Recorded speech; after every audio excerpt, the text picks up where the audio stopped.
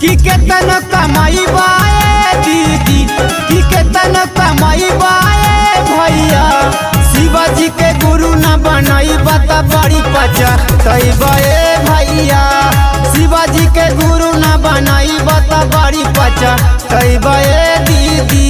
कि केतन कमाई बाए दीदी, कि केतन कमाई बाए भैया। शिवाजी के गुरु न बनाई बता बड़ी पचा तई बे भैया।